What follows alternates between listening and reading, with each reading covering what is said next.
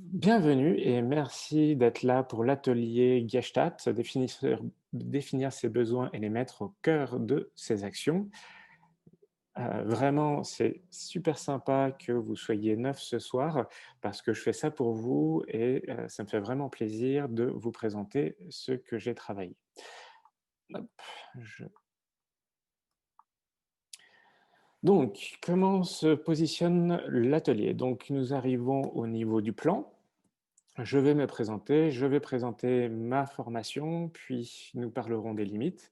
Si vous avez des questions, on pourra, travailler à ce moment-là, pour ceux qui auraient ça apparaîtrait. Puis après, je vous présenterai la petite histoire. On fera un exercice sur la prise de conscience du passé, la relation père-mère, les mots positifs et actions créatrices, puis une prise de conscience du futur et présentation de la thérapie Gestalt par rapport à cette démarche et nous pourrons échanger à la fin.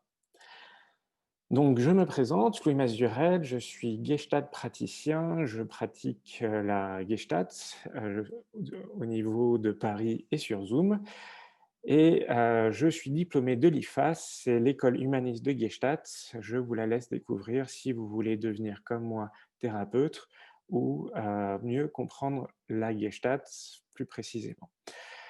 Ce que je vous propose, c'est que, nous travaillions dans une démarche de respect, mutuel. Donc si vous avez des questions, des demandes ou des points, n'hésitez pas à les écrire, dans la partie conversée et si ça arrive à un moment où on touche un peu de thérapie, sauvage, et bien j'arrêterai, le discours en disant: «Bah, ça se traite en cabinet.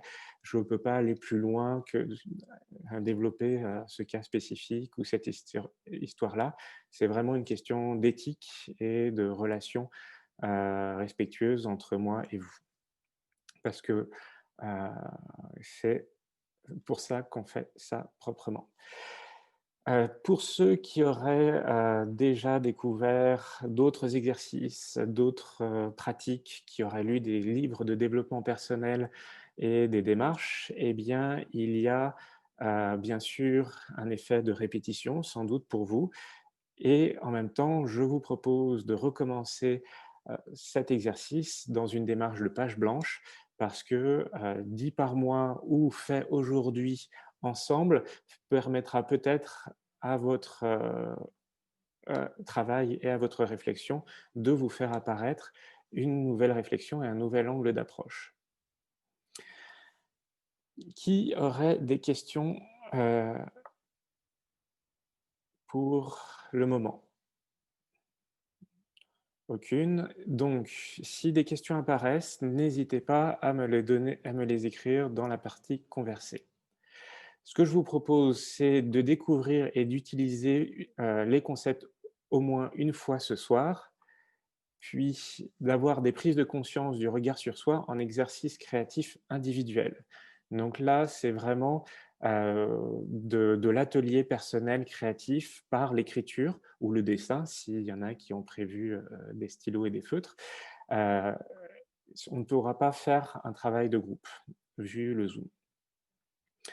L'objectif, en fait, de cet atelier, bien sûr, et de la thérapie et de tous les exercices de développement personnel est d'augmenter l'espace de choix de vie.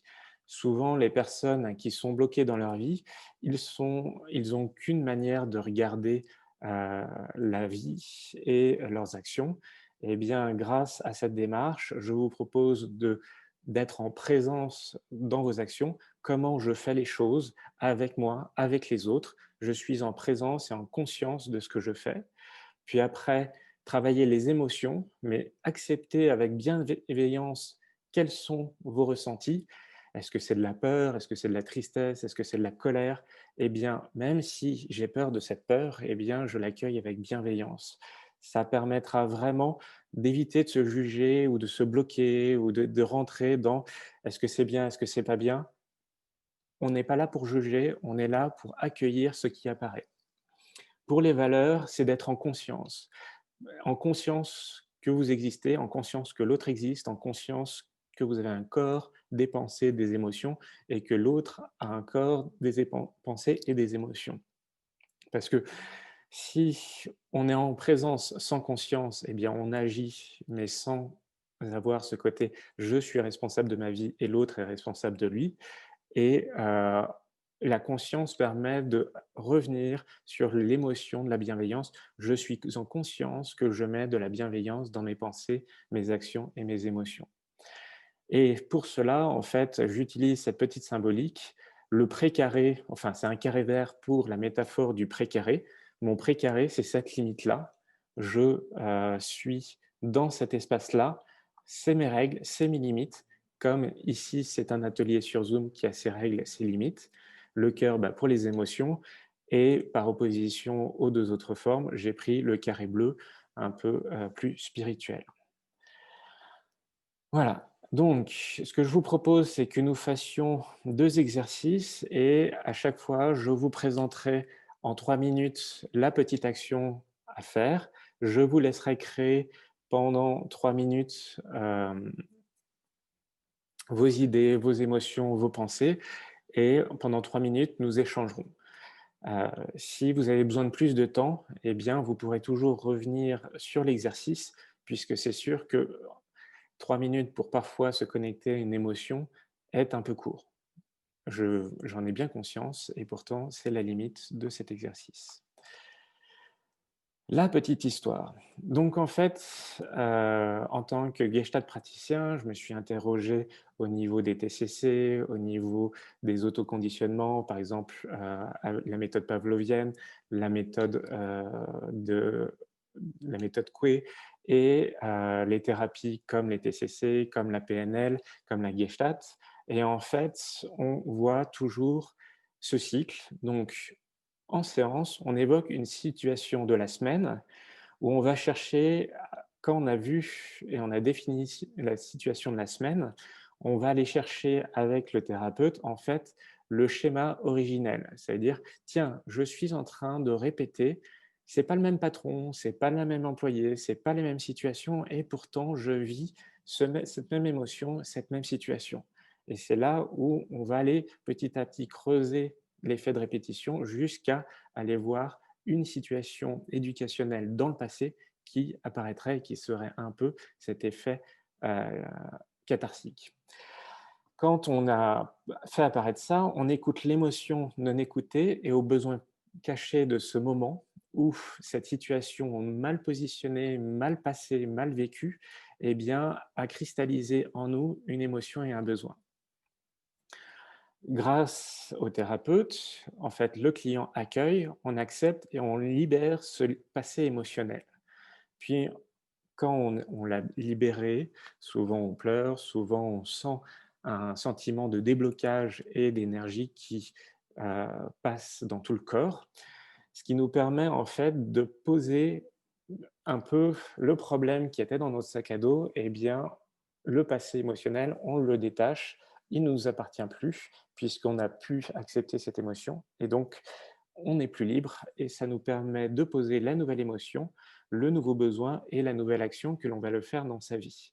Plutôt qu'à chaque fois d'être en colère, eh bien, on va peut-être réfléchir à: «Tiens, quelle question je pourrais poser?» plutôt que d'être tout de suite en colère. Puis on accueille, accepte et intègre ce nouveau futur émotionnel. Parce que c'est une action liée à une émotion, à une valeur qui va faire que l'on va, mieux suivre et accepter ce changement. Donc le premier exercice, en fait, va se jouer un peu comme une séance coupée en 2 fois. La première partie, on va faire tout ce qui est vert et la deuxième partie sera tout ce qui est bleu. Le deuxième exercice, lui, sera plus pour aller écouter l'émotion, du passé, avec la relation du père et de la mère. Donc ce que je vous propose tout de suite, c'est une prise de conscience. Quand on vous dit: «C'est tout le temps comme cela avec toi», eh bien, c'est dans quelle situation? Aujourd'hui, quand vos amis ou votre directeur ou votre patron, ou vos clients vous disent: «Ah, avec toi, c'est tout le temps comme cela».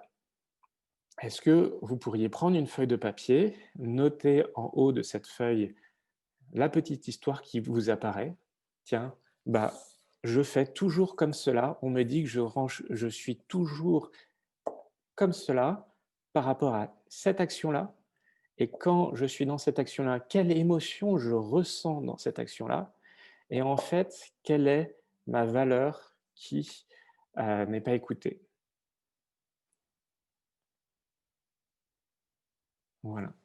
Donc ce que je vous propose, c'est de prendre un papier, un crayon et de prendre 3 à 5 minutes pour noter, la situation où on vous répète régulièrement, peut-être de plusieurs personnes: «Ah, avec toi, c'est tout le temps comme ça». Et peut-être que cette phrase-là, en fait, c'est vous-même qui vous la dites. Vous dites: «Ah, mais c'est fou, je vis toujours la même chose». Eh bien, est-ce que vous pourriez retrouver la dernière fois où vous êtes dit cela? Qu'est-ce qui s'est passé? Quelle est l'émotion et quelle valeur vous avez ressentie? Je me tais pour mieux vous laisser vous concentrer et vous faire apparaître ce que vous auriez envie d'écrire. Et si des personnes ont envie de me poser des questions, n'hésitez pas sur la partie conversée.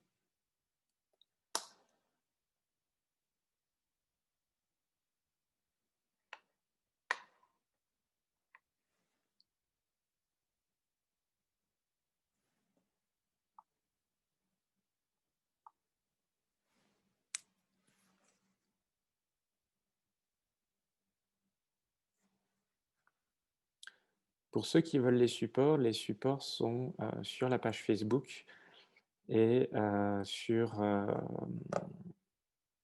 la page LinkedIn aussi.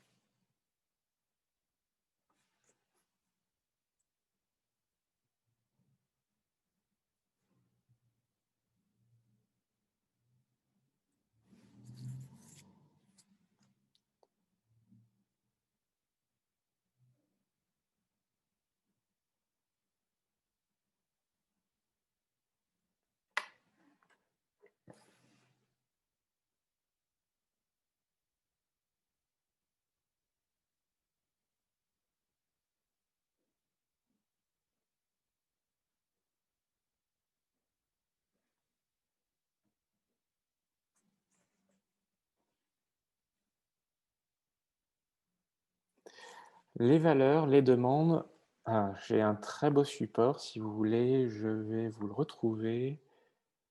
Il vient d'un je vais vous mettre le lien. Hop, hop. Alors, je vais vous retrouver ça. Alors,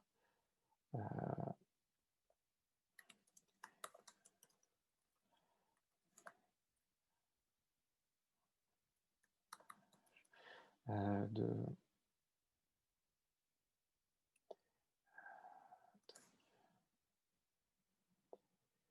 hem,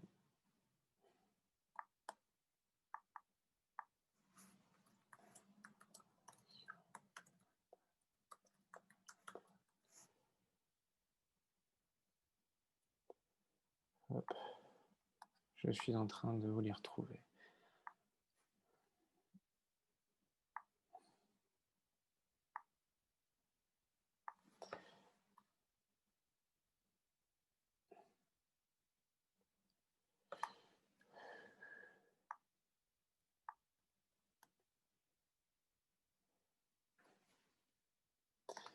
Hop,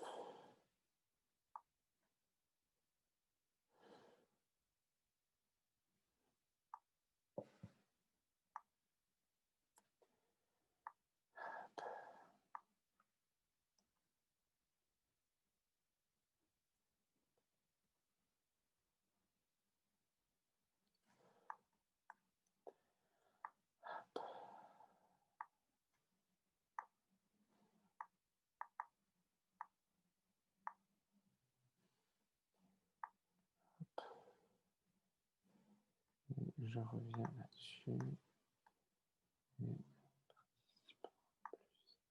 Converser. Voici un lien où vous trouverez les une super affiche proposée par, dans la BD Les émotions mode d'emploi. Je vais vous la retrouver. Et en fait, vous avez... Hop.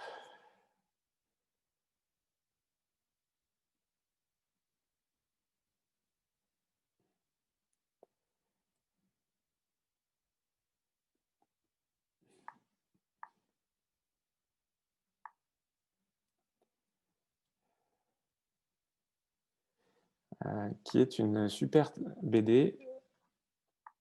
Alors, comment je peux vous remettre ça?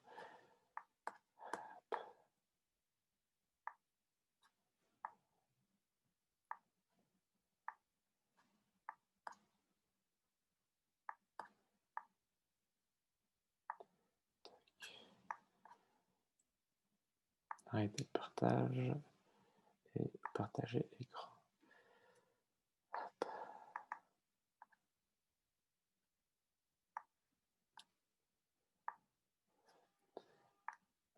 Donc les principaux besoins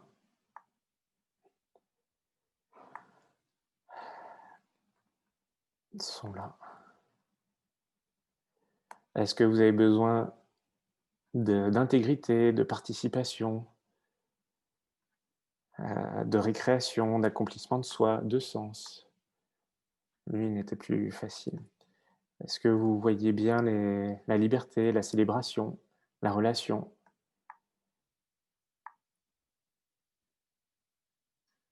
Voilà. Arrêter le partage et je reviens sur ma présentation. Voilà.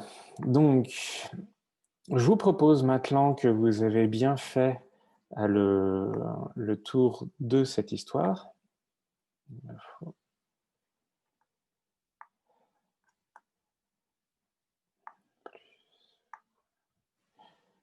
Voilà.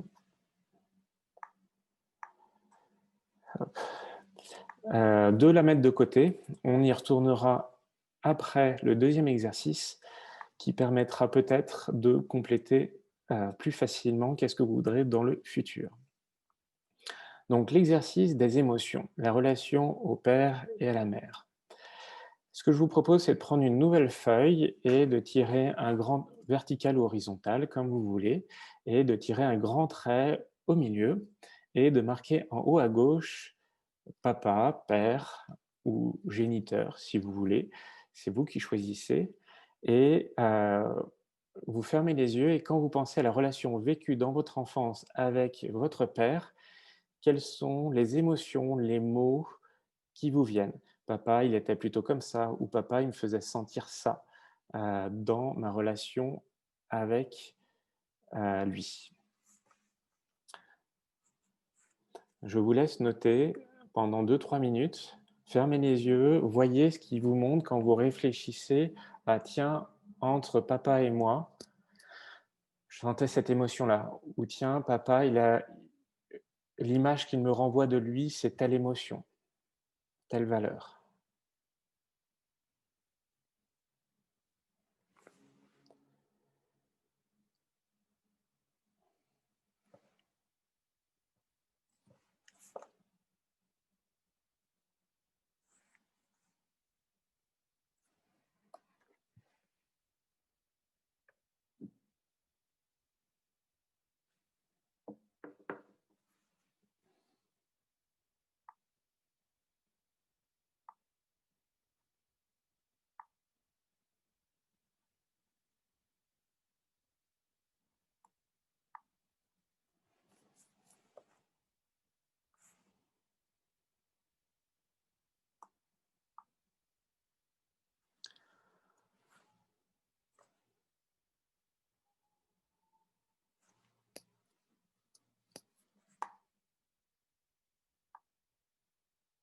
Bonjour Leroy, ce que je te propose, c'est de raccrocher au train et de prendre une feuille blanche et de tirer un trait, soit tu la prends verticale, soit horizontale, c'est pas vraiment un problème, et tu tires un trait au centre, et en haut, à gauche, tu mets père, papa ou géniteur, comme tu veux, et tu marques, quand tu fermes les yeux, tu notes, tu écoutes l'émotion de la relation vécue dans ton enfance avec lui.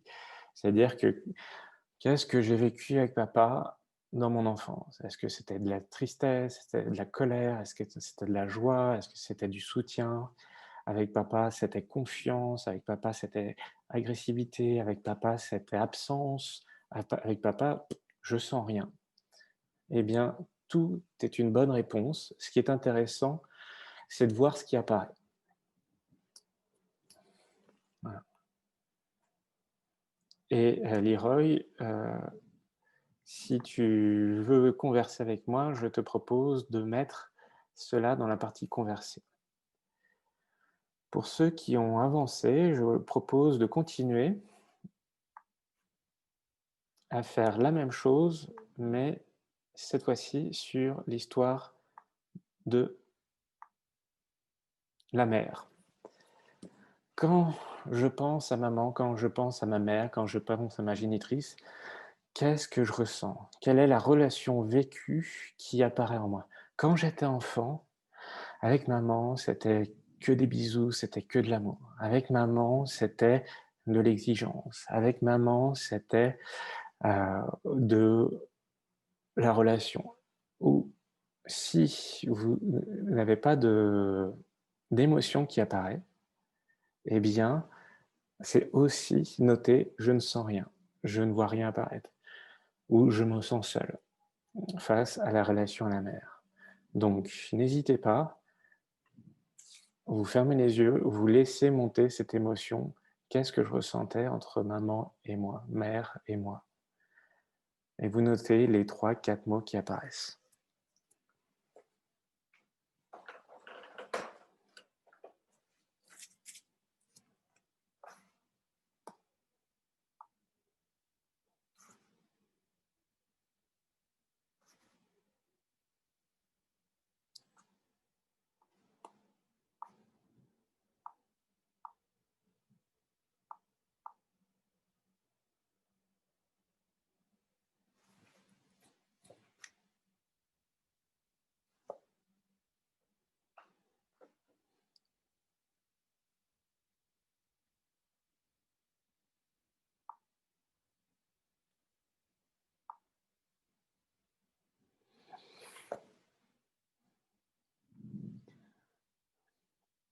Pour continuer un peu plus loin, ce qui serait intéressant, c'est de maintenant voir si ce que vous avez vécu,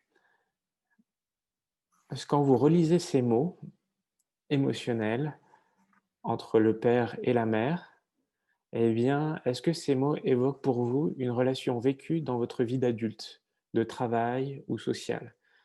Tiens, avec ce collaborateur, ce client, ce manager, ce directeur, j'avais un peu l'impression de vivre la même émotion, la même valeur.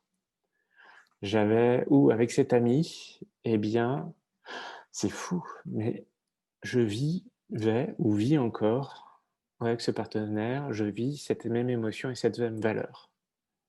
Ce genre de mots me font penser à. Donc on se détache du père et de la mère, on regarde les mots que chacun a écrit sur sa feuille et il se dit: est-ce que ça me fait penser à quelqu'un? Travail ou amical, voire partenaire de vie.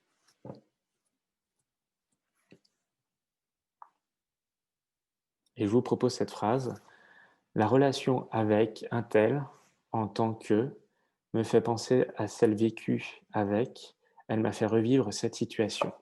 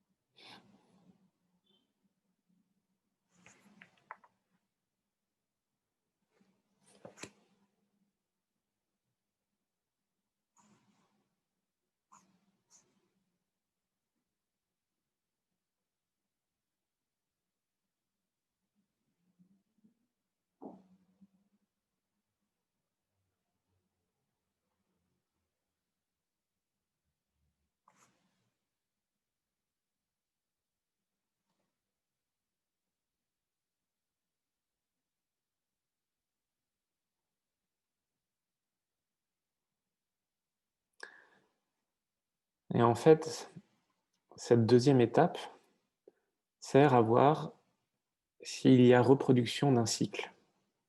Si, en fait, vous êtes revenu dans cette relation présente, ou peut-être passée, à revivre ce que vous avez vécu dans votre éducation. Parce que votre éducation vous a conditionné à un âge où vous n'aviez pas la capacité de voir cela, parce que pour vous, vous étiez un enfant, où tout était normal, et qu'aujourd'hui, dans votre vie personnelle ou professionnelle, vous reviviez cela, montre que le passé est en train de réapparaître. Et c'est là où, tout d'un coup, on peut, en tant qu'adulte, voir ce qui n'a pas été traité en tant qu'enfant, ce qui est resté encore bloqué émotionnellement. Vous voyez, même moi, ça me bloque un peu la gorge. Ce qui est bloqué émotionnellement dans la vie d'enfant et qu'on peut encore aller retraiter, qu'on peut aller voir.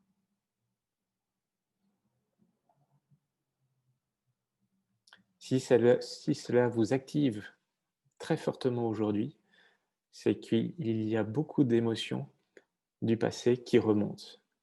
Et cette relation, cette situation vécue avec cette relation, en fait, est en train de vous montrer et de vous redire, en fait, c'est l'enfant intérieur qui tape à l'intérieur de vous et qui dit: «Hey, prends un moment, il y a quelque chose à apprendre de cette situation, il y a quelque chose à écouter de cette situation».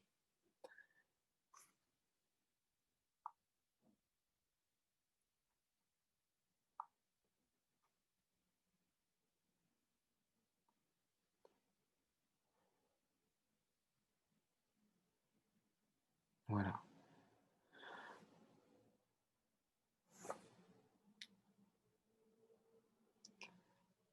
Est-ce que ça vous parle, ce que je vous dis? Est-ce que ça vous évoque quelque chose? Je vous propose de le dire soit avec un pouce levé, soit de me le noter dans Converser.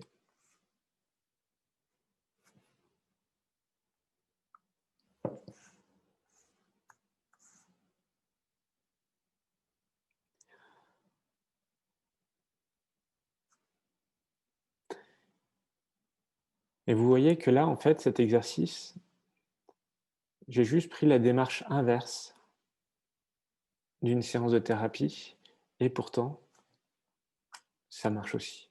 Merci Rémi et merci Jérôme pour vos pouces levés.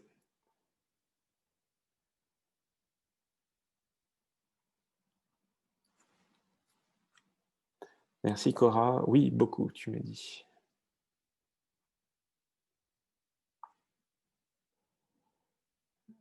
Bonsoir Karima, on va continuer et puis je te propose de regarder la vidéo qui sera mise euh, sur YouTube d'ici 24 heures. Merci Agnès. Le pouce est au niveau de, je crois, des participants. Non, c'est pas ça. Plus peut-être. Je sais plus. Étant donné que je suis dans le côté inverse. Hop là. Donc, d'habitude, je propose une petite pause à ce moment-là, parce que c'est très lourd d'avoir traité ça. Donc, ce que je vous propose, c'est de vous lever et de vous détendre, de vous agiter un petit peu, parce que ce que vous avez vécu, vous avez peut-être tendu, vous avez peut-être bloqué, et donc là, l'objectif, c'est se détendre, je vais prendre un verre d'eau, je vais me couper un peu, enfin, je vais me mettre à distance, pas me se couper, mais se mettre à distance un peu de toutes ces émotions qui, qui sont apparues. Et donc, n'hésitez pas à vous lever, à vous agiter ou à faire une action créatrice parce que ça peut parfois prendre beaucoup de d'énergie et en fait, on peut rester bloqué. Moi-même, je vais prendre un peu d'eau. ce qui permet en fait vraiment de se libérer de peut-être cette histoire, de cette situation émotionnelle qui était forte.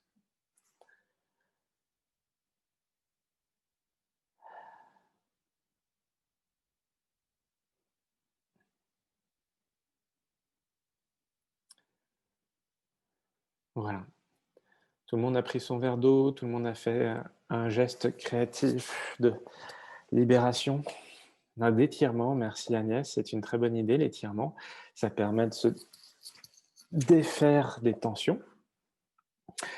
Ça paraît un peu bizarre de faire ça, mais en fait, pour votre corps, c'est c'est de l'autoconditionnement. En fait, en étirant votre corps, en faisant ces gestes, eh bien, ça libère les muscles, ça libère les tensions et votre cerveau le prend émotionnellement, reçoit d'autres informations et ça peut le nettoyer.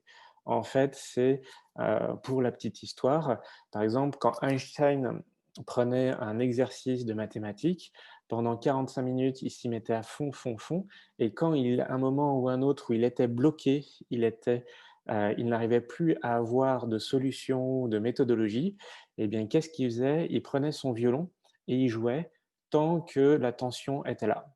Et en fait, étant donné que c'était un exercice hors du travail qu'il était en train de faire, puis en plus qui était physique, vous voyez, jouer au violon, lui permettait vraiment de laisser son cerveau inconsciemment travailler et lui de pouvoir se libérer de la tension, du blocage qu'il avait ressenti face à son exercice. Et c'est pour ça que le mot bienveillance a une telle importance, parce que face à un blocage, c'est j'ai un blocage là, eh bien je l'accepte avec bienveillance. Je suis en présence de ce blocage-là, je l'accepte avec bienveillance. Je suis en conscience que je suis en présence, eh bien je l'accepte avec bienveillance. À chaque fois, c'est OK, tout va bien, je ne force pas sur la résistance, ça me permet de faire autre chose et d'y revenir quand je serai moins bloqué. Voilà. Hop. Alors, vous êtes tous là, tout est bien, tout est parti. Alors, nous reprenons l'exercice des émotions. Transformez tous ces mots positivement. Attention, chacun des mots choisis crée une réelle énergie positive en vous. Ça veut dire que vous reprenez tous les mots que vous avez écrits pour le père et de la mère et vous les regardez et tous les mots positifs, par exemple amour, bienveillance, générosité, énergie, bah, ça c'est des mots déjà très positifs. Vous pouvez les reprendre. Les mots négatifs, agressivité, stress, colère, eh bien, ce que je vous propose, c'est de réfléchir aux mots opposés. Par exemple, colère, quel serait le mot opposé pour vous à la colère? Au stress, quel serait le mot opposé pour vous? Et s'il y a des mots qui sont un peu bizarres, par exemple, quand j'ai fait cet exercice-là avec un client, il m'a dit: «Moi, ma mère, elle était vraiment bien, elle était exigeante». C'est un mot positif, exigeante, non? Donc je suis exigeant un peu avec moi-même. Eh bien, exigence, ce n'est pas un mot positif. Parce que exigence, c'est la pression extérieure que l'on se met à soi-même. Et donc, regardez bien que tous les mots soient positifs. Et si vous avez des doutes, n'hésitez pas à les marquer dans la partie conversée, on en discutera. Et donc, le mot positif d'exigence, ça serait plutôt j'ai envie de faire. Vous voyez, c'est une exigence, c'est une pression extérieure.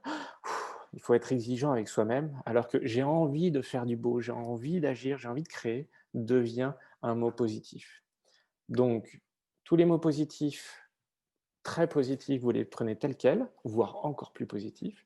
Les mots négatifs, vous allez chercher le mot opposé qui vous apparaît.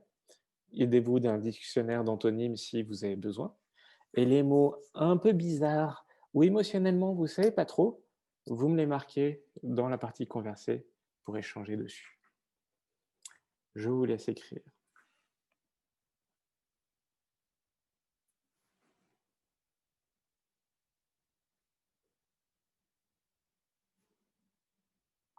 Oui, la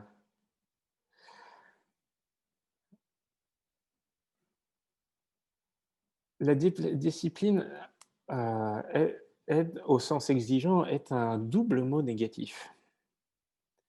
Parce que ça veut dire qu'on s'impose des règles. Les règles nous sont imposées.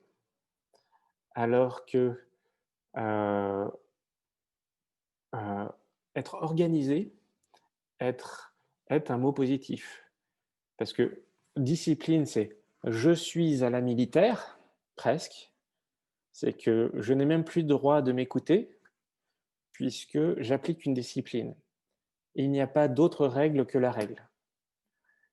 Je vous propose, par exemple, comme mot plus positif: «Je suis une personne organisée» et j'accepte parfois d'être désorganisé.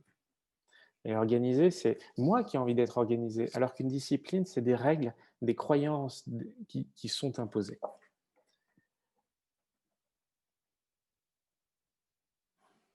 Merci Rémi pour ton retour positif. Et bien sûr, organisé n'est que mon mot. À toi de trouver le synonyme qui te correspond le mieux.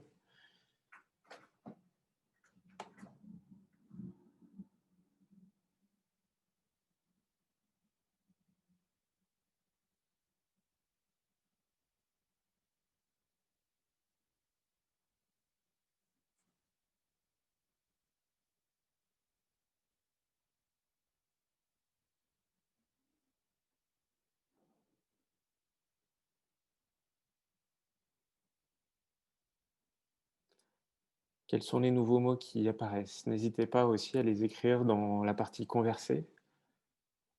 En fait, ça va vous si vous les écrivez dans la partie conversée, ça va vous les faire valider face au groupe.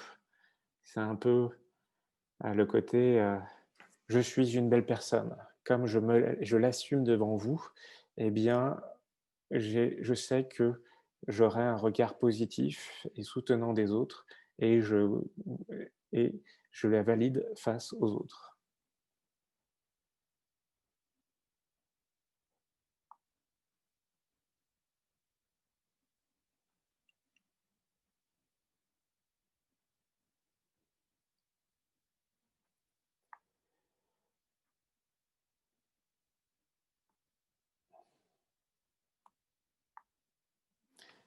Merci Guillet de nous avoir rejoints. Je te proposerai de regarder la vidéo sur YouTube, heu, quand elle sera disponible.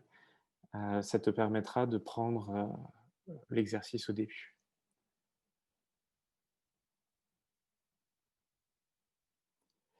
Cora, oui, il faut que vous ressentiez ces mots positifs.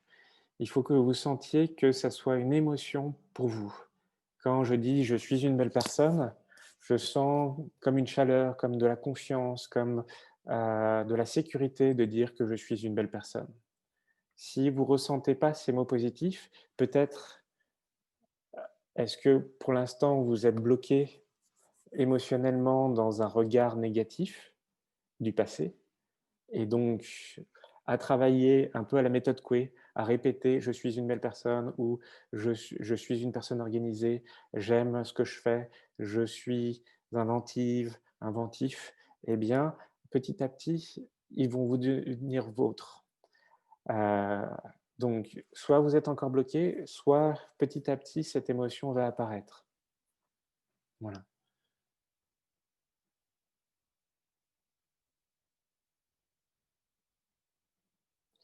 Exactement. Je pour Cora et pour tout le monde, je vais repréciser, donc les mots négatifs du père ou de la mère, que l'on pense du parent et vraiment c'est un ressenti émotionnel que l'on a nous, du père ou de la mère. Il pouvait peut-être être autrement. Sauf que en fait, vous, enfant, vous l'avez ressenti de cette manière-là et le plus important, en fait, c'est votre ressenti. C'est vous, qu'est-ce que vous avez vécu émotionnellement à l'intérieur de vous qui, aujourd'hui, quand vous pensez à votre père ou à votre mère, eh bien, c'est cette émotion-là qui vous apparaît et de transformer cette émotion négative en une émotion positive, en un mot positif pour vous que vous allez qui est soit vous allez vous approprier, soit petit à petit intégrer au cœur de votre vie.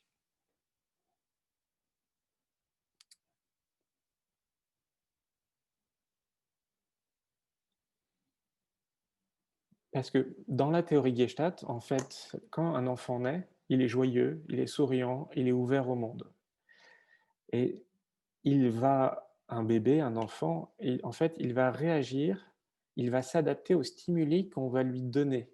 Donc si la mère l'écoute tout le temps, il va se sentir en confiance comme quoi il est écouté. Si la mère ne l'écoute pas ou quand il pleure, elle ne réagit pas, et bien petit à petit, il va comprendre dans son enfance, hein, pas que quand il est bébé, qu'en fait, ça sert à rien qu'il pleure parce qu'en fait, on ne l'écoute pas. Eh bien, un enfant, ça a besoin de rire, ça a besoin de pleurer, ça a besoin d'exprimer ses émotions. Et en fonction de quelles émotions vont être accueillies comment par le parent, eh bien, c'est cette émotion positive ou négative qui va petit à petit être intégrée par l'enfant. Et bien sûr, si c'est le père, bah, le père qui est soutenant, valorisant ou le père qui est agressif, négatif, eh bien, va créer aussi une confiance dans l'enfant spécifique. Et donc, c'est ça qui va faire que l'enfant va s'adapter par rapport à l'émotion dégagée par le père ou la mère.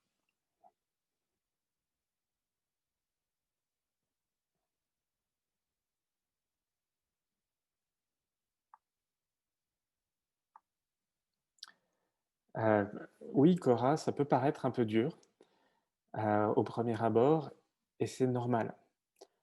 Car, nous sommes aujourd'hui des adultes et parfois cette émotion qui apparaît ce soir ou qui est déjà apparue dans d'autres exercices, eh bien, c'est un peu comme la salle de sport. Si vous allez une fois par an à la salle de sport, à chaque fois, ça va être super dur parce que votre corps n'est pas préparé, votre envie n'est pas préparée. Alors que si vous allez régulièrement écouter cette émotion, eh bien, vous allez préparer votre cœur, vous allez préparer votre esprit pour accueillir cette émotion. Au départ, c'est toujours énorme. Puis petit à petit, ça va devenir une nouvelle habitude. Vraiment, c'est pour ça que moi, j'aime bien appeler mon cabinet la salle des émotions. C'est la salle de sport pour s'entraîner à ces émotions. Parce que vous êtes dans un espace sécurisé où vous pouvez exprimer, tester de nouvelles émotions. Ah, avec papa, c'était comme ça. Ou avec maman, c'était comme ça. Ou avec mon directeur, c'est comme ça. Ou avec mon partenaire, c'est comme ça. J'ai vraiment l'impression de vivre toujours cette émotion, cette même émotion. Mais comment la changer? Eh bien, en thérapie, on vient s'entraîner avec le thérapeute de passer de l'émotion négative qu'on subit à l'émotion positive que l'on choisit. Et la colère est une émotion positive si elle est choisie. Le rire est une émotion positive s'il est choisi. C'est vraiment une question de relation à soi et relation à l'autre.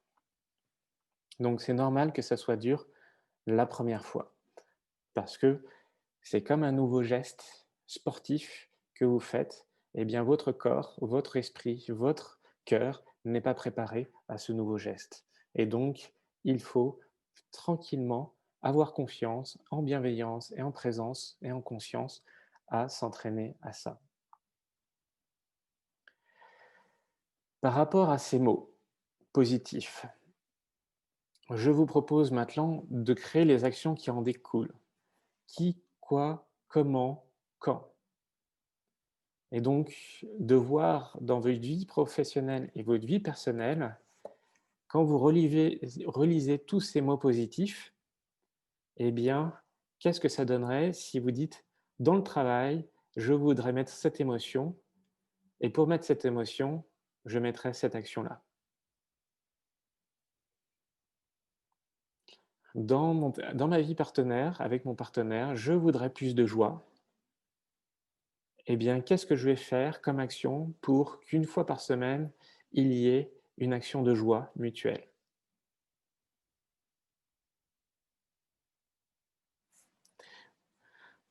Si vous voulez, vous pouvez suivre un TEDx qui doit durer 11 minutes d'une sexothérapeute. Bon, mettre le sujet du sexe dans ses besoins, c'est aussi un besoin, dans ses désirs, c'est aussi un désir. Eh bien, cette sexothérapeute propose cette bonne habitude de couple. Elle dit: «Faites l'amour le jeudi soir». Pourquoi le jeudi soir? Parce que c'est juste avant le week-end, comme ça, le vendredi, vous êtes un peu fatigué, mais après, c'est le week-end. Le jeudi soir, vous avez du temps et donc, si vous savez avec votre partenaire que vous allez faire l'amour le jeudi soir, eh bien, le matin, quand vous habillerez, eh bien, vous choisirez plutôt le joli caleçon ou le joli sous-vêtement qui va bien pour le soir même. Et bah, c'est un peu, OK, jeudi soir, je fais mon sport avec mon partenaire, entre guillemets. Et donc, des fois, c'est sympa, des fois, c'est pour lui, des fois, c'est pour moi, et des fois même, waouh, ça avait l'air hyper ennuyeux, et puis, hop, le plaisir est venu, la joie est là, il y a eu un fou rire, et on s'est amusé, alors qu'au départ, on était, c'est jeudi, il faut faire l'amour.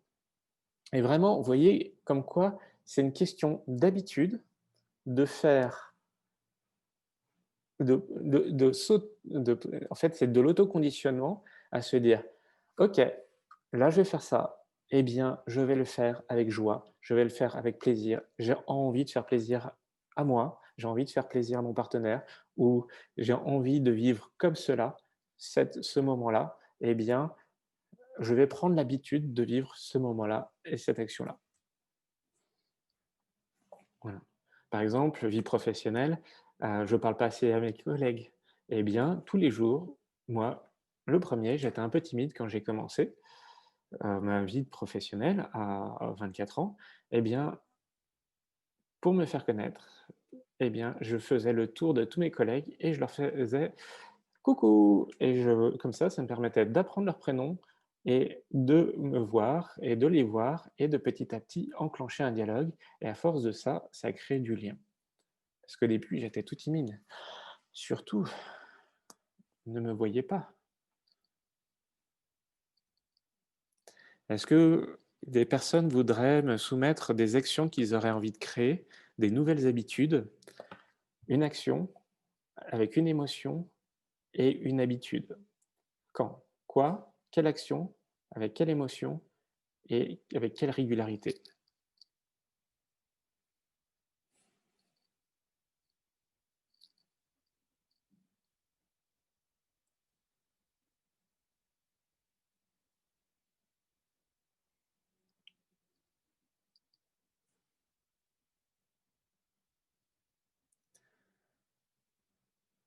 Et bien sûr, l'émotion, je vous propose de la choisir dans les mots positifs que vous avez notés, que vous voulez mettre au cœur de votre vie.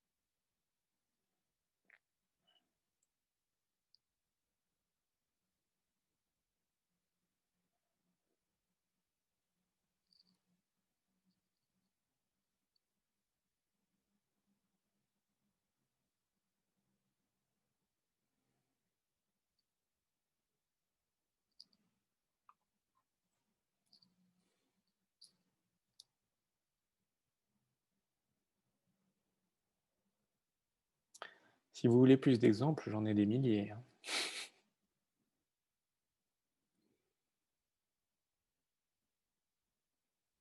Des histoires, des histoires.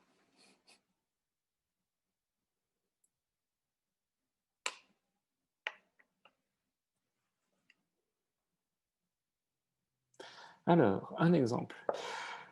Par exemple, j'ai un client qui s'étonne de toujours rencontrer le même type de filles. C'est des filles qui sont diplômé avec au moins un bac+5.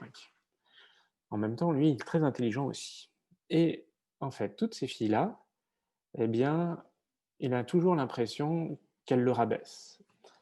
La manière de lui parler, c'est toujours: «Mais tu vois, tu aurais dû faire ça comme ça» ou «Tiens, il faut faire plus ça ou plus ça» et en fait, quand on a fait cet exercice-là, il a dit: «Ah, mais c'est fou, je choisis toutes mes copines pour qu'elles soient aussi intelligentes que moi et mes parents, qu'on ait toujours des conversations hyper techniques comme j'avais avec mes parents et surtout, leur manière de me poser des questions ou de me montrer ce qu'elles émotionnellement, ce qu'elles dégagent,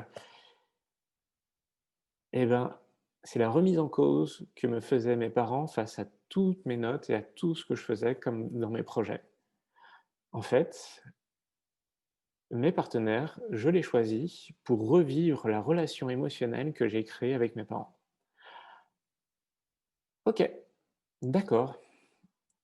Et donc, on a travaillé les mots négatifs et maintenant, en fait, à chaque fois qu'il rencontre une nouvelle jeune femme, eh bien, il se dit: «Est-ce que cette personne-là dégage ces émotions-là?» Et surtout, en fait, par rapport à ces émotions-là, il les met au cœur de sa vie. Ça veut dire que quand il fait un projet, il écrit tous les jours une phrase positive sur ce qu'il fait. «Je suis fier de ça. J'ai réussi cela. Je suis content car j'ai avancé là-dessus. J'ai vraiment bien abouti à ça» et en fait, dire ces phrases positives lui permet de contrer les petites la petite voix qui lui des croyances de ses parents qui lui disaient: «Est-ce que tu en as fait assez? Est-ce que tu es arrivé jusqu'au bout? Est-ce que tu dois pas relire? Est-ce que tu dois pas retravailler ce point-là?» Voilà et donc comme il s'apporte ces phrases positives sur lui, et bien maintenant il rencontre des gens qui lui proposent des phrases positives sur lui-même et sur eux. Une autre histoire, une autre histoire. Très bien. Heu, une autre histoire. Par exemple, quand, c'était un patron, un de mes clients, à chaque fois qu'un manager, un fournisseur ou un employé vient le voir pour un problème avec une solution, il est jamais satisfait, il est vraiment énervé parce qu'il trouve que la solution est pas parfaite, qu'il y a toujours un défaut et que, il a l'impression de devoir tirer les vers du nez et de montrer comment il faut faire par rapport à ses demandes, à ses attentes de l'entreprise dès la première fois.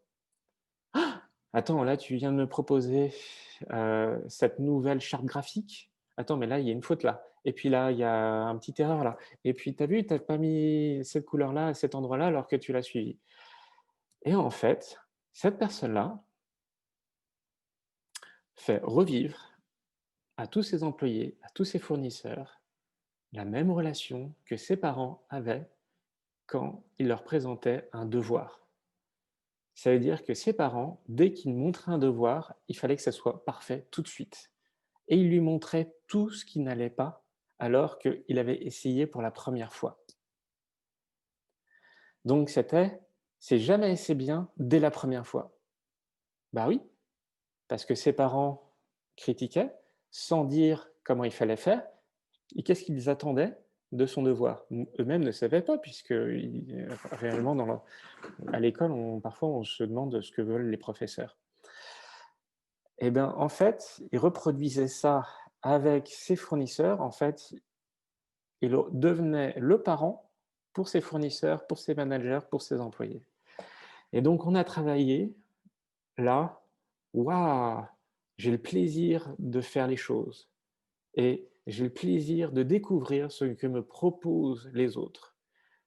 Parce qu'avant, c'était: «C'est jamais assez bien» à: «Ils ont le droit d'essayer et j'ai le plaisir de découvrir ce qu'ils ont essayé» et puis de toute façon, c'est la première fois et on va avoir deux, trois allers-retours avant de trouver la solution parfaite.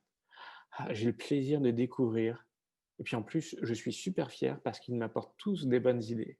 et je suis super fier de mes équipes, de mes fournisseurs et maintenant, j'ai envie de les valoriser. Avant, je me sentais rabaissé, cassé, coupé dans mes erreurs.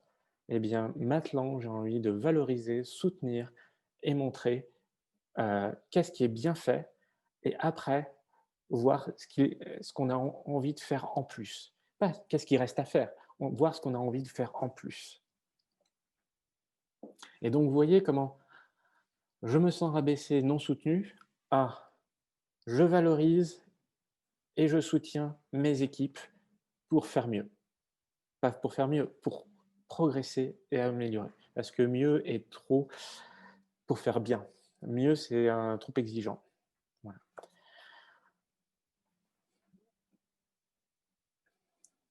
Est-ce que ça vous parle, toutes ces phrases, toutes ces histoires?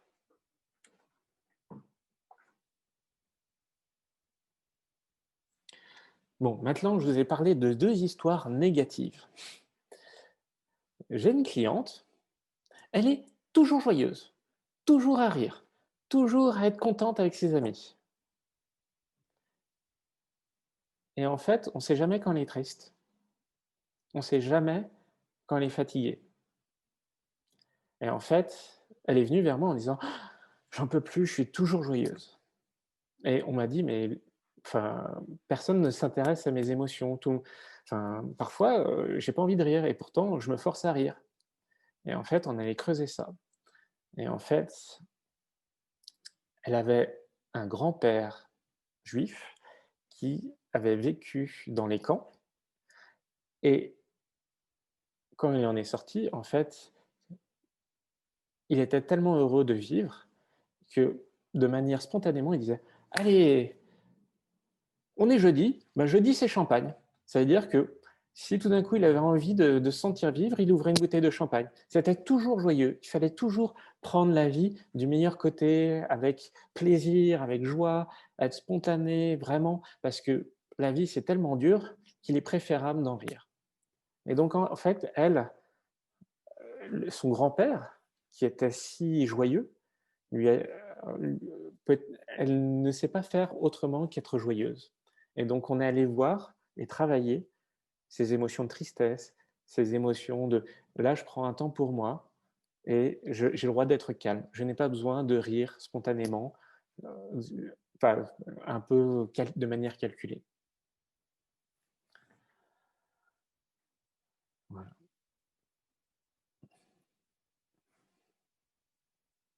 Et vous voyez que dans cette feuille, en fait, tous les éléments sont là. Vous avez les phrases, les mots, les croyances, les pensées qui vous ont été qui diffusées petit à petit dans votre éducation, qui sont parfois revécues avec certaines personnes, voire même, vous ne savez pas, consciemment ou inconsciemment, par des micro-gestes, des micro-tensions, des micro-intonations de voix, eh bien, vous allez vers telle ou telle personne.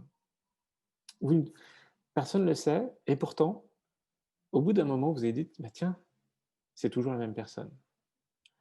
Eh bien, si cette personne-là est positive, c'est génial. Ça veut dire que vous avez eu des parents positifs et soutenants.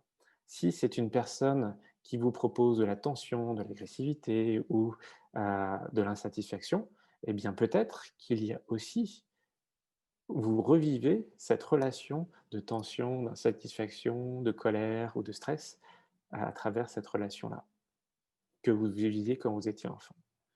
Et donc maintenant que vous avez pris conscience de ces mécanismes de répétition, un peu à la Pavlovia, eh bien, vous pouvez petit à petit les changer par doucement préparer votre cerveau en conscience, en présence et en bienveillance. Ah, là, j'ai réussi. Ah, là, je suis revenu vers mes anciennes habitudes. C'est pas grave, j'en fais juste un constat, c'est un fait, je l'accepte en présence, en conscience et avec bienveillance. Et maintenant, je reviens vers mon ancienne habitude, avec ma nouvelle habitude. Sans doute un blocage d'ancienne habitude.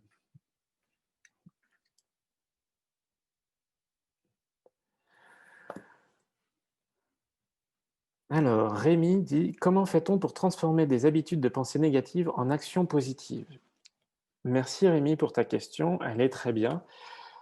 Heu, En fait, par exemple, les personnes qui n'ont pas confiance en elles, l'exercice de base qui est à peu près dans tous les exercices de cahiers livres de développement personnel, eh bien, on leur propose tout de suite de s'acheter un petit carnet et qu'elles notent tout ce qu'elles ont réussi dans la journée.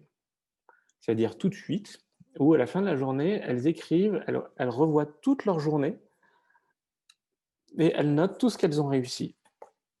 De coller un timbre sur une enveloppe à faire les courses ou dire bonjour à la voisine pour ceux qui sont un peu timides et vraiment, en fait, plutôt de regarder, de laisser tourner les pensées négatives: «Je suis rien, je suis tout seul, je rate tout ce que je fais», et bien, petit à petit, constater qu'elle réussit des choses. Et donc, ce qu'il faudrait voir, c'est quelles sont ces pensées négatives, d'où elles viennent, quelles croyances il y a derrière, quelles sont la phrase du père ou de la mère qui ont été introjectées et petit à petit, voir la phrase opposée et trouver l'exercice créatif qui permettrait de soutenir et de faire de cette habitude positive, de cette phrase positive, une habitude.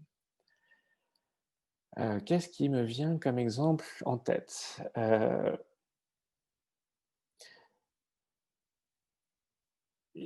Un de mes clients me disait spontanément, à des moments mais où où je ne pense à rien, la dernière fois, c'était à la piscine, il faisait une pause et tout d'un coup, il s'est dit 3 fois, presque à haute voix: «Je me hais, je me hais, je me hais», et il m'a dit: «Mais c'était fou, mais d'où ça vient? Je suis à la piscine, je fais du sport, je suis tranquille, avec mon petit bonnet sur la tête, enfin, je fais mes longueurs, c'est tranquille et c'est trois fois, je me répète: "Je me hais, je me hais, je me hais"».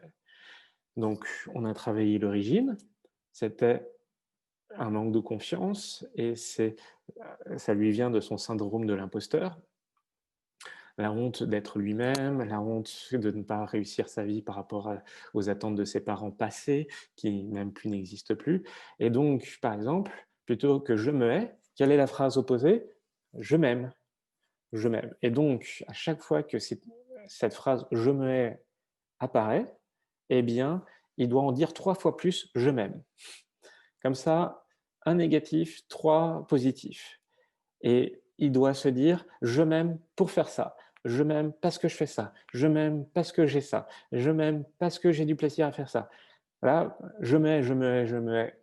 On ne sait pas pourquoi. C'est: «Je m'aime parce que je fais de la piscine. Je m'aime parce que, j'ai aidé ces personnes-là dans mon travail, aujourd'hui. Je m'aime parce que j'ai réussi à organiser un brunch avec, mes amis pour dimanche prochain. Je m'aime, je m'aime, je m'aime».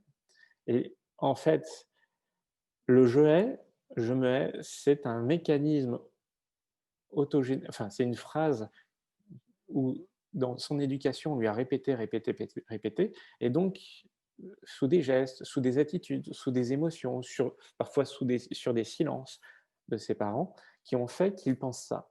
Eh bien, aujourd'hui, en tant qu'adulte, il en a conscience et petit à petit, il habitue son cerveau à se dire: «Je m'aime et je m'accepte». Et je me hais, petit à petit, en fait, on a remarqué, à force des séances, que c'était en train de disparaître. Et on rajoutait des petits exercices, des petites méthodes par-ci par-là. Et puis parfois, c'était je me hais sur le travail, ou je me hais dans une relation amicale, ou je me hais. Et à chaque fois, en fait, on traitait cette croyance en fonction de chaque situation et on trouvait à chaque fois un exercice émotionnel pour que la personne accepte ça et surtout, se tourne vers le bien et l'amour de lui-même. Est-ce que cela te parle, Rémi?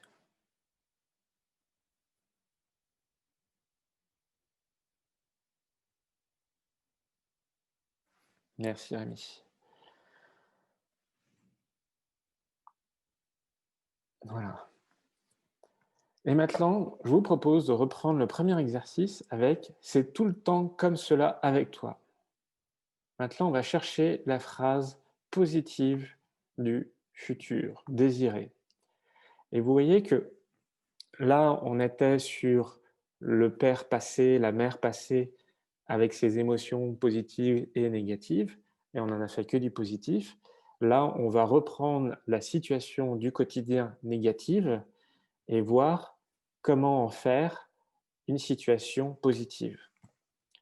Par exemple, comme je vous ai raconté quand j'étais timide, le vécu, j'étais timide, eh bien, timide, c'est-à-dire je suis tout seul dans mon bureau. Comment je veux vivre? Bah, je veux vivre au contact des autres. Eh bien, je vais aller dire bonjour aux autres, voire même, j'apporte les croissants une fois par mois, le dernier vendredi du mois. Émotion, je me sens seul. Ressentir, OK, j'accepte, donc maintenant je veux me sentir connecté. Ma demande, j'étais, ma valeur, c'était j'avais besoin d'une reconnaissance. Si on reprend l'image que je vous ai donnée, hop, on va revenir là-dessus. Voilà. Et donc, c'était j'ai besoin de me sentir, d'avoir un accomplissement de soi. Et vous voyez comment on peut passer des situations négatives. Maintenant, on prend l'opposé et on trouve la situation positive.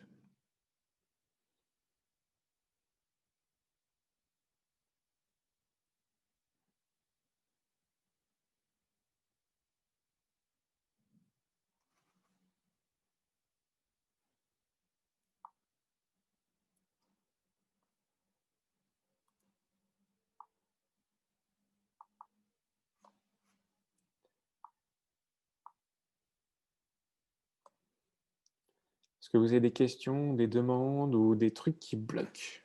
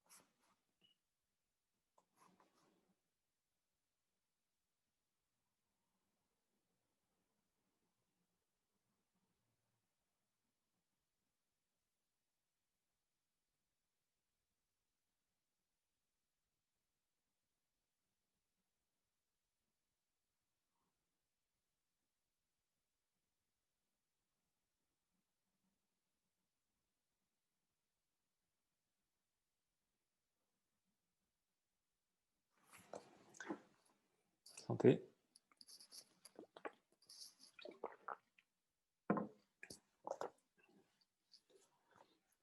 Est-ce que vous avez des questions ou des demandes?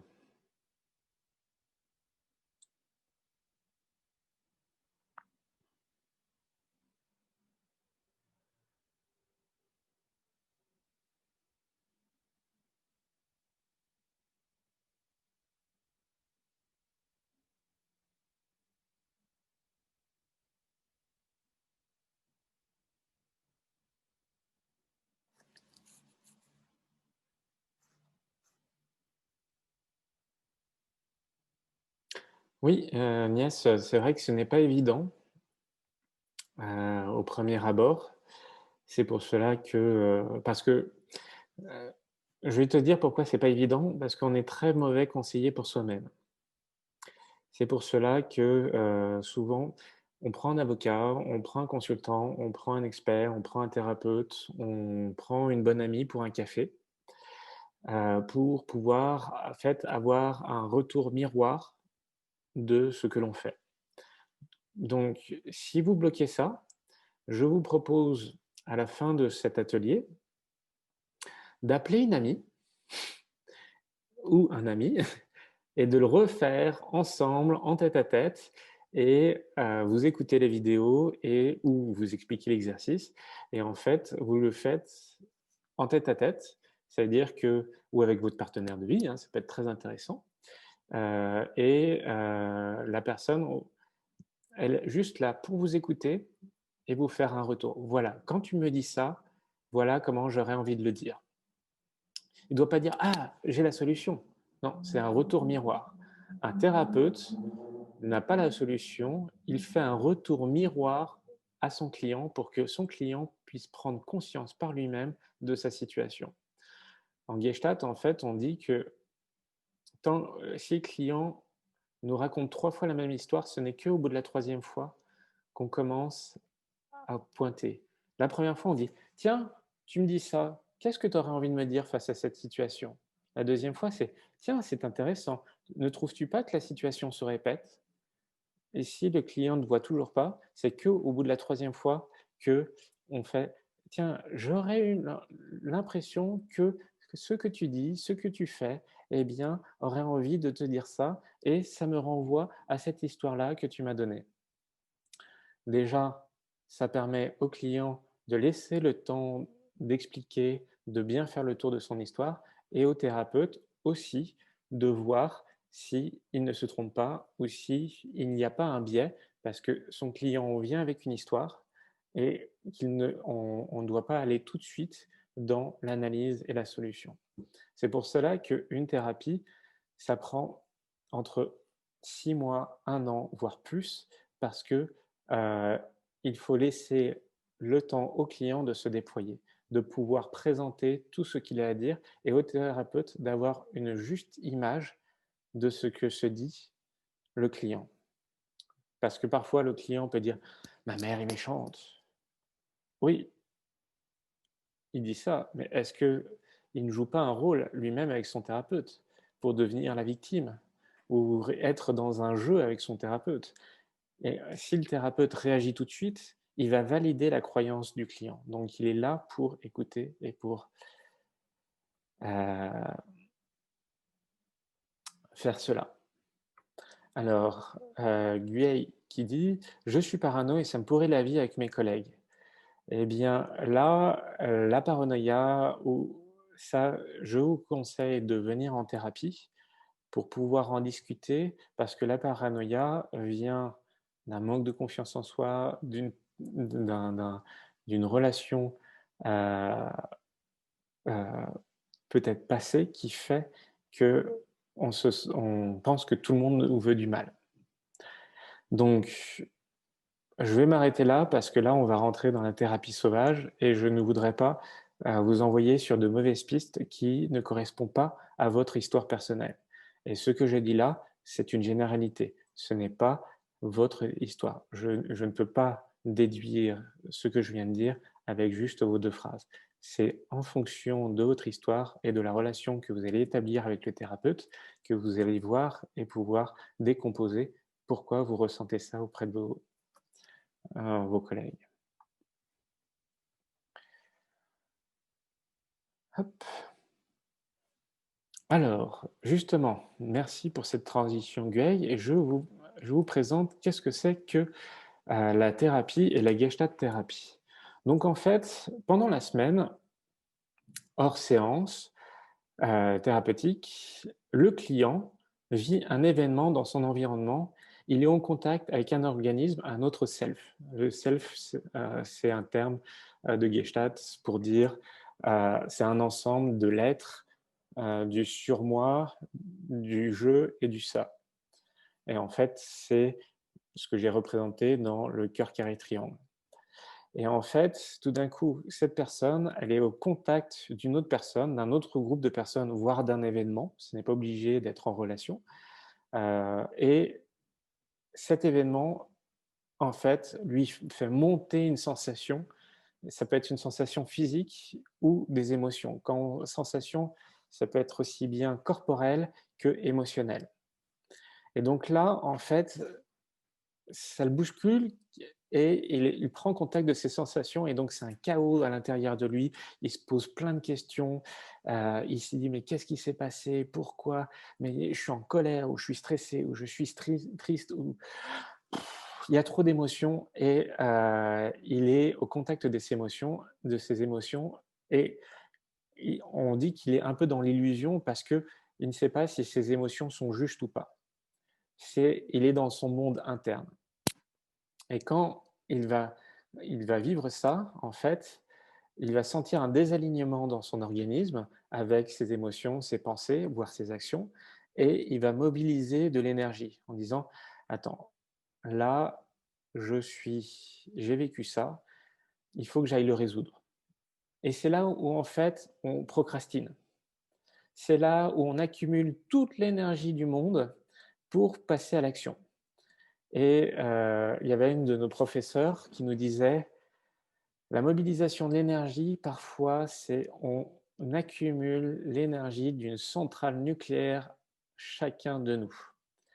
C'est le côté: «Je suis tendu, je ne sais pas quoi faire, je suis bloqué» ou «J'ai peur d'aller à la rencontre, aller faire l'action» et en fait, je suis bloqué, je suis bloqué, je suis bloqué et j'accumule en fait, c'est là où on accumule de l'énergie et quand cette énergie, cette tension, heu, est trop forte et bien, c'est là où on passe à l'action.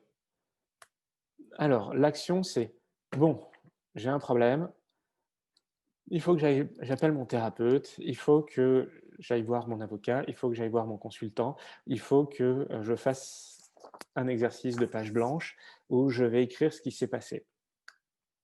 Donc action, pré-contact, j'appelle mon thérapeute ou tiens, je ne sais pas quels sont mes besoins, je découvre sur Meetup ou sur Facebook ou sur, d'autres pages, que cet atelier-là, je m'inscris, ça s'appelle le pré-contact. Je viens sur le contact et au contact, donc je rentre dans l'atelier Meetup, j'applique les faits. Voilà, Louis me dit de faire ça, c'est des faits. Puis après, j'enchaîne avec mes émotions, à dire les faits, voilà les émotions qui reviennent en moi. Mais tu te rends compte, j'ai vécu ça et puis il m'a fait sentir ça et puis j'ai enfin je peux dire face à une page blanche, face à un thérapeute, face à une amie ou à un ami, qu'est-ce qui s'est passé et donc je peux me libérer, je peux déposer sur la page blanche ou face à une personne qui m'observe que, les émotions et mes besoins. Et comme ça y est, j'ai pu conscientiser, faire le tour du problème, faire le tour de ce passé et conscientiser en présence et avec bienveillance qu'est-ce que je suis en train de vivre, et bien là, ça y est, je l'ai déposé, qu'est-ce que j'ai besoin? Et c'est là où on va travailler la nouvelle émotion, la nouvelle valeur et l'alignement. La bonne copine qui vous donne la recette de quelque chose, ou de vous proposer de faire de la CNV, ou le thérapeute, ou même vous-même en écrivant cette situation sur une page blanche, vous allez pouvoir trouver une solution. Et en fait, ce qui se joue en thérapie, c'est la relation enfant-parent qui va, je ne sais pas si beaucoup ont des enfants, mais «Maman, papa, j'ai mal à la main» et ils pleurent. Et en fait, ce qui est important pour eux, c'est pas d'avoir mal à la main, c'est que papa ou maman lui disent: «Ah, c'est vrai, tu as mal à la main». Il a dit les faits, papa et maman lui font un retour miroir de l'émotion et du besoin qu'il a par rapport à sa douleur à la main. L'enfant se sent compris, se sent écouté et donc il est aligné et là, il peut arrêter de pleurer et il peut, se, heu, on peut passer au pansement. Oui, merci Cécile d'avoir répondu à Agnès. La CNV, c'est de la communication non violente ou appelée différemment communication bienveillante. En fait, c'est les 4 étapes, heu, qui sont là. Première étape de la communication non violente, les faits, rien que les faits. Tu m'as dit ça, puis après, voilà l'émotion. Deuxième étape, voilà l'émotion que j'ai vécue. Troisième étape, voilà le besoin qui n'a pas été respecté. Quatrième étape, voilà l'action créatrice que je voudrais que l'on vive par la suite. Ah, en fait, c'est une séance de thérapie, la communication non violente. Tiens, eh bien, c'est en fait toujours ces mêmes étapes qu'on retrouve partout et qui vont avoir plus ou moins d'impact émotionnellement en fonction des gens. Une feuille blanche, certains, ça leur suffira. Une séance de thérapie, pour d'autres, ça suffira. Pour d'autres, ils auront besoin d'aller voir toute leur famille et de le dire à tout le monde. Mais en fait, c'est pour un besoin d'être reconnu. Et chez eux, il y a un vrai, en fonction du niveau, c'est de voir quel est le vrai besoin. Donc quand on rentre en thérapie, on prend conscience du contact à la réalité, voilà les faits, on analyse la répétition, on s'associe au passé, on accepte le passé, en acceptation de ses besoins et de ses émotions, on s'aligne, on sort du triangle de Karpman, de la victime, bourreau, sauveur, et on s'entraîne au nouveau contact de la réalité. Donc là, on arrive bientôt des engagements, par exemple, de ce meet-up ou de la séance de thérapie. Vous payez votre thérapeute, vous ressortez, et en fait, petit à petit, pendant la semaine, ce que vous avez vécu en thérapie ou pendant le meet-up, ça va s'intégrer émotionnellement doucement si ça a eu un réel impact chez vous. Et donc, c'est là où vous aurez accepté la réalité, où vous aurez assimilé entre ce qui s'est passé, les émotions non écoutées et le besoin, que maintenant vous avez pu faire et écouter vous-même pour maintenant avoir une nouvelle stratégie, une nouvelle dynamique, une nouvelle action dans votre vie. Et vous pourrez rentrer, vous retirer et aller au retrait, par exemple, et vous coucher après ce bon meet-up.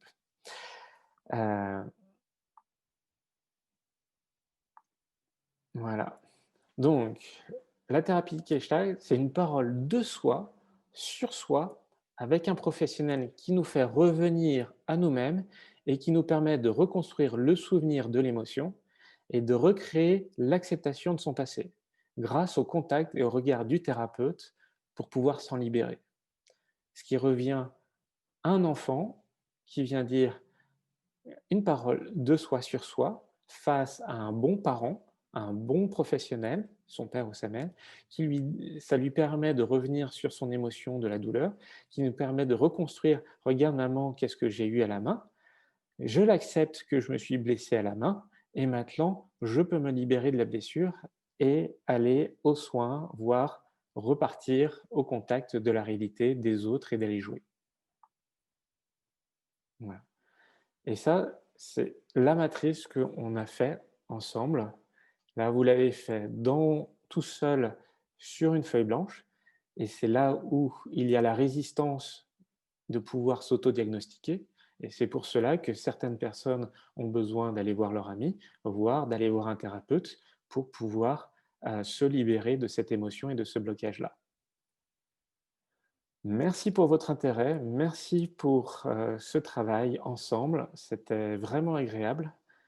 Euh, le prochain atelier, c'est toujours en retard ou en avance, le syndrome de l'imposteur est là. Par exemple, ceux qui sont toujours 10 minutes en avance sur Zoom, eh bien, il y a une question. Ceux qui sont 10 minutes en retard, toujours, parlent aussi de ça. Est-ce que vous avez des questions, des demandes? Attention, je vais libérer les micros.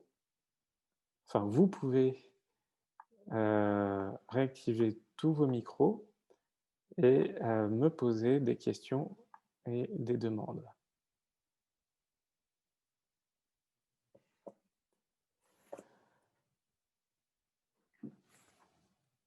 Alors,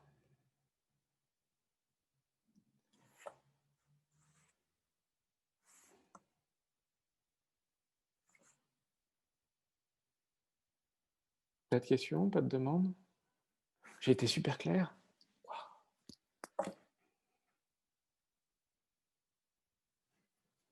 Merci Agnès.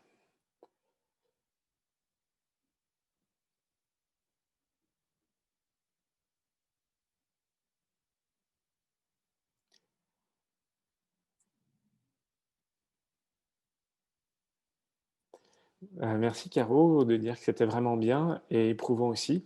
Ça veut dire que tu as bien travaillé, heu, que ça soit dur, comme je te l'ai dit, c'est un passage, pour pouvoir s'en libérer. Et souvent, en fait, j'ai écrit un article sur mon blog qui s'appelle «Mes clients ont peur de la peur». de l'émotion du passé. En fait, ils ont peur d'avoir peur d'aller se confronter à cette émotion douloureuse qu'ils ont vécue dans leur passé et à les accepter et à les nettoyer cette émotion. Et en fait, c'est vraiment et quand ils ont passé, enfin, parfois c'est douloureux pendant la séance, quand ils pleurent pendant une semaine, parce que bien sûr, ça secoue, ça bouscule, ça peut être très intense. Mais la séance d'après, voire 3 semaines après, c'est «Ah mais non, en fait, c'est rien». Alors que 3 semaines avant, ils m'ont vidé une boîte de mouchoirs sur mon canapé, à où ils ont inondé 5, 6 mouchoirs. Et en fait, c'est un peu comme vous savez, la blessure qu'on a, sous un pansement. On a peur d'enlever le pansement parce que ça va faire arracher des poils. Et puis, c'est quoi la technique? Bah, l'arracher d'un coup. Puis on pose la main dessus. Puis après, on nettoie profondément la plaie. Oui, ça fait mal. Et puis, comme ça, il n'y a plus de pus, il n'y a plus de problème. Et tout d'un coup, ça fait une jolie plaie. Ça fait une jolie suture. Eh bien, ça fait une blessure refermée, propre et belle. Oui, la blessure est toujours là, sauf qu'elle ne vous fait plus mal. Oui, il y a toujours la marque de cette blessure, mais elle est déjà, elle est partie. Eh bien, c'est ça. Les gens qui ils sont très stressés ou éprouvés, eh bien, sont vraiment euh, dans cette peur de ne pas aller voir leur passé. Et quand c'est passé, ils font bon, bah, le passé, oui, j'ai vécu ça, tout va bien. Enfin, maintenant, c'est passé et je suis bien dans ma vie et heureux et apaisé. Alors que peut-être que pendant 10, 20 ans, ils étaient tendus, agressifs. Et en un mois, 2 mois, c'est bon, ça va mieux. Oui, oui, c'est tranquille. Ah non, maintenant, beaucoup moins. Je hurle plus sur mes fournisseurs ou sur mes managers. Ils sont contents de pousser la porte de mon bureau. En 3 semaines, le directeur il m'a sorti ça.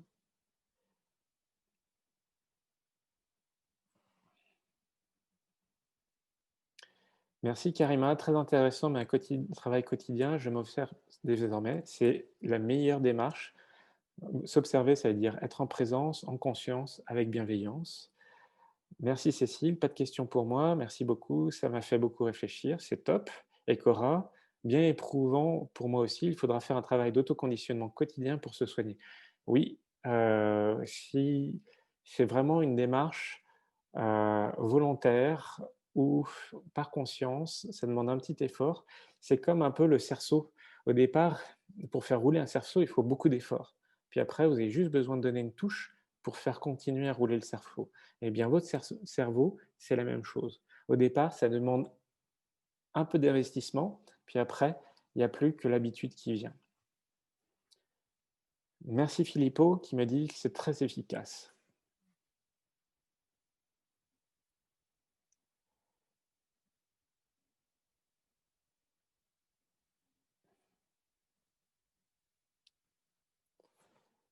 Merci Cora, merci de votre histoire du cerveau, c'est très encourageant. Karima, oui, je vais reprendre le replay pour pouvoir l'exercer complètement. Excellent.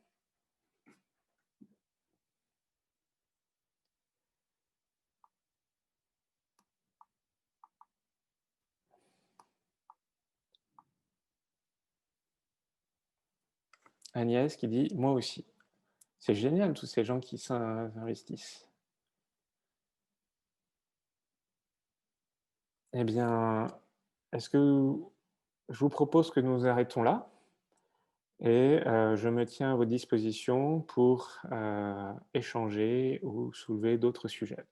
Donc la vidéo devrait être d'ici 24 heures sur YouTube pour pouvoir regarder ça plus profondément.